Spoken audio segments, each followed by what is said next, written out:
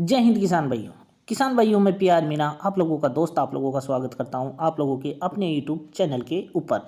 साथियों आप सोच रहे होंगे कि सर आज अपने को कौन सी जानकारी देने वाले हैं, तो ज़्यादा मत सोचो, बस बताने वाला हूं कौन सी जानकारी दूंगा। तो आज देंगे अपन थ्रेशर मशीन के जाल के बारे में। ये जो ड्रम है, इस ड्रम के अंदर कौन सा जाल आप लगाओगे, कौन सी फसल पे, ये जानकारी आज की वीडियो में आप लोगों को दूंगा साथियों। जैसे कि अगर आप सरसों निकाल रहे हो तो सरसों में कौन सा जाल आप इसमें लगाओगे, वो जानकारी आपको दूंगा। गेहूं के अंदर आप कौन सा जाल इसमें लगाओगे, तो वो जानकारी आज की वीडियो में दूंगा। अगर तवर निकाल रहे हो तो तवर में कौन सा जाल आप इसमें लगाओगे। बस आज जाल के बारे में अपन बातचीत करेंगे कि कौन सा जाल लगाएं, कैसे जाल बनवाएं, और जाल को फिट करते हैं तो किस तरह की सावधानी अपन रखें। बस इन दो चार बातों की जानकारी आज की वीडियो में आप लोगों को दूंगा। अगर आप हमारे यूट्यूब चैनल के ऊपर नए हैं तो चैनल को पहले सब्सक्राइब कर लो, बेल आइकन को दबा लो और वीडियो को शेयर भी कर दो। अगर अभी तक आपने वीडियो को शेयर नहीं किया है तो शेयर जरूर करें, और लाइक नहीं किया है तो लाइक भी जरूर करें। तो साथियों हमारी जो थ्रेशर मशीन होती है उसमें इसी तरह के जाल आप लोग देखते हो। किसी मशीन में इस तरह का जाल होता है तो किसी में इस तरह का जाल होता है, और बहुत सी में इस तरह के जाल भी आपने देखे होंगे साथियों।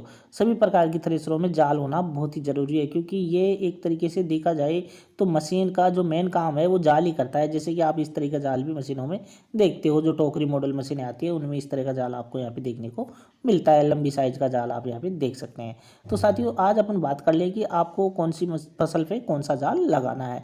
तो किसान भाई सबसे पहले अपन क्रमवार चलते हैं कि जो अगर आप सरसों निकाल रहे हो तो सरसों पे कितने सूत का जाल आपको लगाना है। तो साथियों यहाँ पे आपको बता दूं, जो सरसों है उसके अंदर आपको लगाना है 2 से 2.5 सूत का जाल। जी हाँ, 2 से 2.5 सूत का जाल आपको यहाँ पे लगाना है। अब आप बोलते हो कि सर ये सूत क्या होता है, बहुत से कमेंट मेरे को मिले हैं कि सर सूत का क्या मतलब है। तो आपको बताऊं साथियों, 1 इंच होती है, आप जानते हो 1 फीट होती है, 1 फीट में कितने इंच होती है, तो 12 इंच होती है। आप बोलोगे सर 12 इंच होती है 1 फीट के अंदर, ठीक है।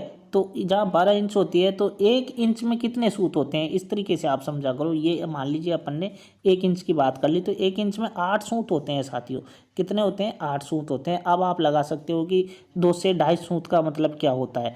जैसे आप मान लीजिए कि अपन 1 इंच की बात करते हैं, ये 1 इंच मान लीजिए, आप पैमाने के रूप में मान लीजिए, तो उसमें जो अपन बात कर रहे हैं ना 2.5 सूत का, तो ये जो मैं लिखती खींच रहा हूँ इतना ही मान लीजिए आप, इतना ही चौड़ा जाल चाहिए, जैसे कि आप यहाँ पे देख भी रहे हैं। तो आप सूत का मतलब आप समझ चुके होंगे कि सूत का मतलब क्या होता है किसान भाइयों।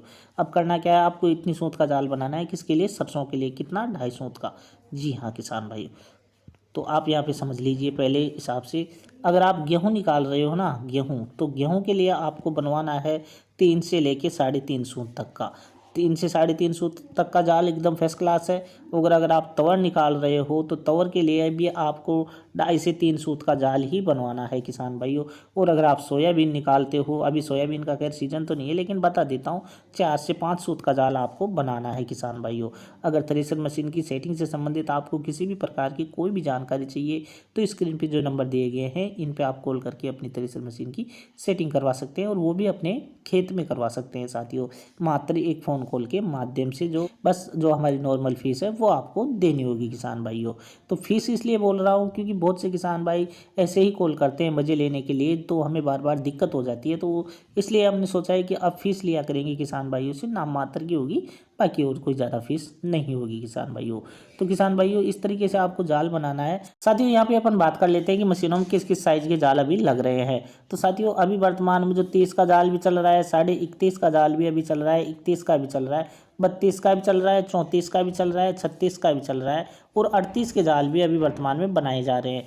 पहले के टाइम पे जो जाल आते थे वो आते थे मतलब 28 का जाल आता था और 30 का आता था, लेकिन अभी क्या किया है कंपनियों ने, थोड़ी साइज़ बढ़ा दी है। साइज़ बढ़ाने के पीछे ये है कि ट्रैक्टर के जो लोड फ्री होकर चलता है और इसलिए साइज़ बढ़ाते हैं। अगर ज़्यादा बड़ा अपन जाल बनवाते हैं या ड्रम ज़्यादा बड़ा होता है मशीन का, तो उसमें क्या होता है कि ट्रैक्टर ज़्यादा लोड भी लेने लग जाता है, इसलिए मीडियम जाल होता है ज़्यादातर 32 का। जैसे आप यहाँ पे ये जाल देख रहे हैं, ये 32 इंची का जाल आपको यहाँ पे देखने को मिलेगा किसान भाइयों। अब आपको करना क्या है किसान भाइयों, अगर जाल बनवा रहे हो आप, तो वो समझा रहा हूँ आपको। 32 इंच का जो जाल है इस तरीके से जाल होता है, इसमें आपको यहाँ पे आधे सरिये लगवाने हैं, और गेहूं के लिए बता दिया मैंने, सरसों के लिए बता दिया। अब इसको नाप लेना है, जैसे 32 का है ये, तो इसमें अपने को सरिये लगाने हैं। जो ये आधे सरिये लगे हुए हैं ना, ये आपको 7 सरिये लगवाने हैं इस तरीके से। इससे क्या है कि जो स्पेस होता है वो कम हो जाता है, और ज़्यादा कम भी नहीं होता है। मशीन बढ़िया तरीके से ये चलने लग जाती है, और दाना भी नहीं उठाती है, दाने की टुकड़ी भी नहीं करती है, और भूसा भी काफ़ी बढ़िया तरीके से बनाती है मशीन। तो इसलिए आपको ये सावधानी यहाँ पे रखनी है जाल बनवाते समय।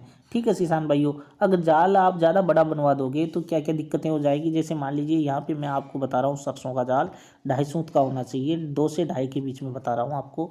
अगर आप 3 सूत का सरसों का जाल लगाओगे तो आपकी मशीन क्या प्रॉब्लम करेगी। पहली प्रॉब्लम तो ये करेगी कि वो दाना उठाने लग जाएगी, भूसे में दाने को उड़ा देगी। दूसरी प्रॉब्लम क्या करेगी कि जो कचरा है ना वो आने लग जाएगा, रास एकदम साफ नहीं आएगा, अनाज एकदम साफ नहीं निकलेगा। और अगर आप ज़्यादा छोटा जाल डाल दोगे, जैसे कि 2 से 2.5 का बता रहा हूँ आपको सरसों के लिए, अगर आपने 1.5 का डाल दिया या फिर बाजरे का जाल डाल दिया जो बारीक जाल होता है, तो फिर दाने की टुकड़ी करने लग जाएगी। कई प्रकार की दिक्कतों का सामना आपको जाल की वजह से करना पड़ेगा साथियों। अब साथियों क्या होता है कि इस तरीके से जाल होता है। अब मैं आपको एक समस्या जो किसान भाई को हुई थी उसके बारे में भी थोड़ी सी चर्चा कर लेता हूँ।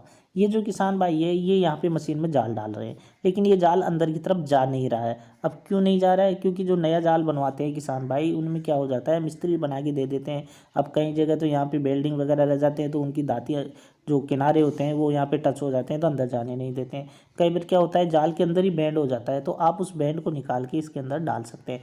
बैंड किस तरीके से निकालोगे, तो इस ड्रम की जो साइज़ है यहाँ पे, यहाँ से लेके यहाँ तक की साइज़ नाप ले।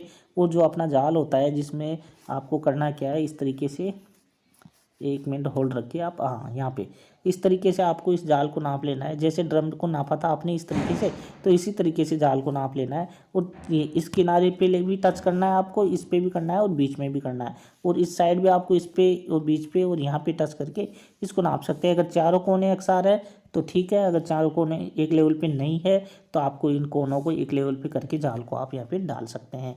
इस तरीके से अगर आप जाल डालोगे मशीन के अंदर तो आराम से जाल अंदर की तरफ चला जाएगा। बाकी और कोई कारण नहीं होता है जाल के फंसने का।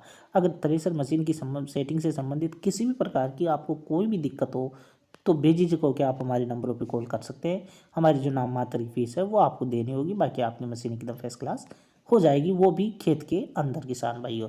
तो किसान भाइयों आज का जो वीडियो था आपको कैसा लगा कमेंट बॉक्स में कमेंट करके ज़रूर बताइए। और अब आपको अगला जो वीडियो है वो कौन सी सेटिंग के ऊपर चाहिए ये भी आप हमें कमेंट बॉक्स में कमेंट करके बता सकते हैं, जिससे कि हम उस सेटिंग के ऊपर वीडियो बना सके। आपकी जो भी समस्या हो वो हमें कमेंट बॉक्स में कमेंट करके बताएं, जिसके ऊपर अपन वीडियो लेके जल्दी ही आप लोगों के बीच में उपस्थित हो जाएंगे किसान भाइयों। ऐसे तो अपने को टाइम थोड़ा कम ही मिलता है, लेकिन जो भी टाइम मिलता है उसके अंदर आप लोगों के लिए हम वीडियो बनाने की कोशिश करते हैं और आप लोगों को सेवाएं देने की पूरी कोशिश करते हैं किसान भाइयों।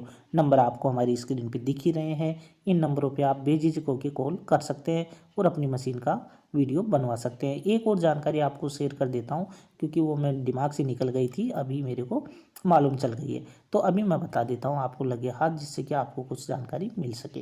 किसान भाइयों आपको करना क्या है, मान लीजिए आपने जाल बनवा लिया और वो भी बड़ा जाल बनवा लिया। सरसों की बात कर रहे थे, अब सरसों का उदाहरण ठीक रहता है ना, 2 से 2.5 सूत के जाल आपको बनवाना था। ठीक है, मान लीजिए आपने 3 सूत का जाल बनवा लिया सरसों के लिए, तो समस्या हो गई कि जाल काफ़ी चौड़ा रह गया है, अब आप क्या करें। तो आपको घबराना नहीं है, आपको क्या करना है, इस तरीके से जाल के बीच में सपोर्ट लगवा देनी है, जैसे यहाँ पे लगी हुई है। अगर जाल चौड़ा बन गया है तो कोई दिक्कत नहीं, बड़ा है तो आपको बस इस तरीके से सपोर्ट लगा देनी है, बाकी वो जाल भी आपका सक्सेस हो जाएगा, काम करने लग जाएगा। इतना ही करना है आपको, ज़्यादा कुछ नहीं करना है। तो किसान भाई फिर मिलते हैं आप लोगों के बीच में एक और ऐसी सेटिंग से संबंधित वीडियो लेके, या फिर एक और थ्रेसर मशीन के ऊपर वीडियो लेके। तब तक आप हमें दीजिए आज्ञा। जय हिंद किसान भाइयों।